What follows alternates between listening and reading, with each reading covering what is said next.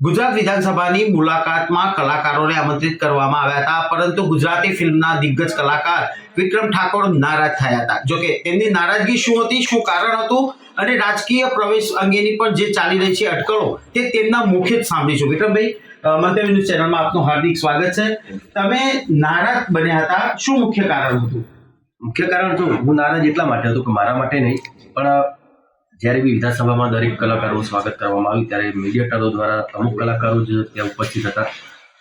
તો એ વખતે મને દુઃખ એ વાતનું લાગ્યું કે હારું ઘણા બધા કલાકારો છે ગુજરાતમાં, બહુ સારા મોટા કલાકારો છે, સેલિબ્રિટી કલાકારો છે જે બહુ સારા ભજનો, લોકગીતો, ડાયરાઓ કરતા હોય છે, સાહિત્ય કરતા હોય છે, એક્ટિંગ કરતા હોય છે ફિલ્મ લાઇનમાં, બટ એવું ઘણા બધા કલાકારો છે। તો ફક્ત ને ફક્ત આ કલાકારો જે કલાકારો બોલાવ્યા હતા એ બરાબર હતા, બહુ સારા સન્માનીય કલાકાર હતા અને બહુ સારા મોટા કલાકારો જ હતા, એમનું તો સન્માન થવું જ જોઈએ, પણ સાથે બીજા કલાકારોને પણ સન્માન એમનું થવું જ જોઈએ, મારો મુદ્દો એ હતો।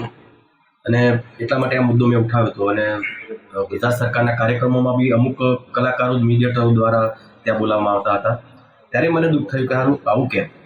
તો મેં દરેક કલાકારો માટે મેં આ મુદ્દો ઉઠાવ્યો હતો।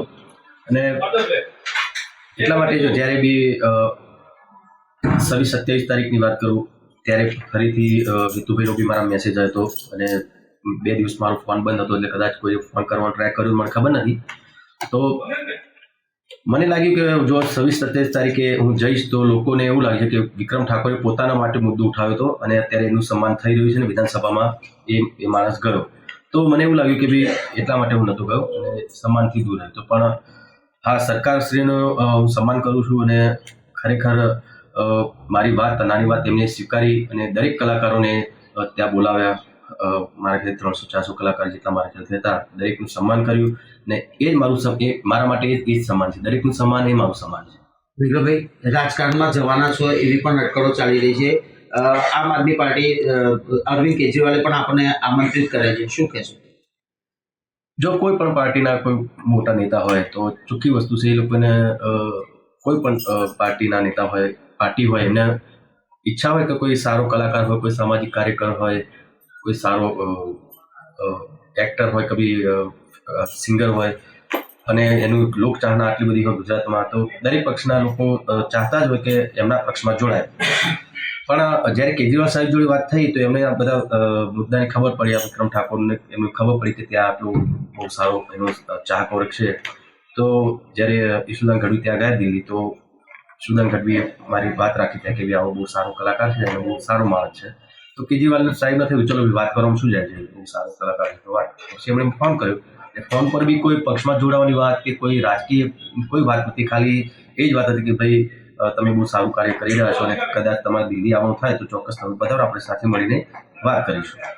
અંતિમ સવાલ વિક્રમભાઈ, ગેનીબેન ઠાકોર અને બલદેવજી ઠાકોર પણ તમારા સમર્થનમાં આવે છે, તો તમે શું કોંગ્રેસ જોઈન કરશો? એવું જો કોંગ્રેસ, ભાજપ કે પછી આમ આદમી પાર્ટી, કોઈ પણ પાર્ટીના દરેક નેતાઓ જે છે એ દરેક નેતાઓ જોડે મારો બહુ સારો સંબંધ છે।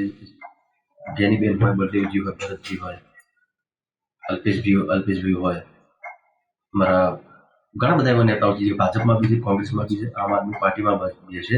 તો દરેકનું મારા પ્રત્યે બહુ સારો પ્રેમ છે અને એ લોકોએ એટલા માટે જે આ મુદ્દો હતો, સાચો મુદ્દો હતો, કોઈ બી હોય તો જો ખોટી રીતે કે રાજકીય રીતે કોઈ વાત કરતો હોય તો એને સમર્થન ના આપે, પણ દરેક પક્ષના બધા નેતાઓએ મારું સમર્થન કર્યું।